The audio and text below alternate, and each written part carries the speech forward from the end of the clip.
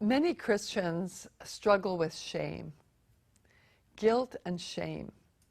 So we're going to talk for a few moments about this subject because God doesn't want you to be weighed down with anything that is associated with sin. He came so that we would be free from our sin. He came to set us free, to cleanse us from all unrighteousness. Shame usually comes when we have a sense that we've done something wrong and we're humiliated, we feel bad, and we feel trapped in that. We feel trapped. It's an emotion. Oftentimes you'll feel, I just feel so much shame. I feel overwhelmed by shame. I just feel like I lack value. I feel like I lack worth.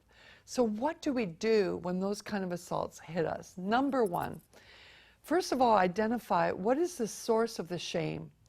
If it is a legitimate mistake that you have made or an area where you've sinned, it's actually quite easy to make that right. First of all, make it right with God by repenting, admitting to your mistake. Don't try to cover it up. Admit to it. Say, God, I've sinned in this way. I am so sorry. Receive forgiveness from Him. Then, if you've hurt others, go and make it right with others. Even if it's humiliating to you, go and do it because it'll free you ultimately from the shame and you'll get rewarded at the end of it as well. So just ask others to forgive you. So that clears the slate. The power of that sin has no more hold on you. Then secondly, that emotion of shame, you have to speak right to it and say, I will not receive this shame because Jesus bore it for me. I remember a number of years ago, I'd done something, really terrible, actually, although I didn't mean to. I didn't realize it till it was too late.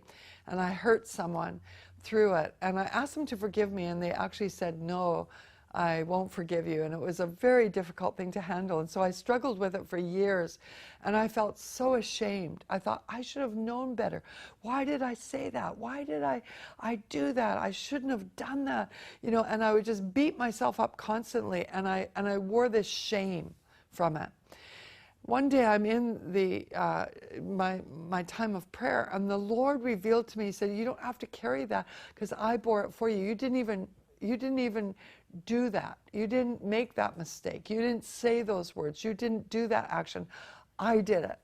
And I argued with him at first. I said, no, you didn't do it. I did it, remember? And I rehearsed the whole thing before him. But he said, no, I did it. 2,000 years ago, I took full responsibility for this sin as though I did it. Jesus has paid the price, and therefore you can address the feeling of shame and say, I absolutely refuse it because my God paid the price. You see, Jesus didn't die for you, He died as you.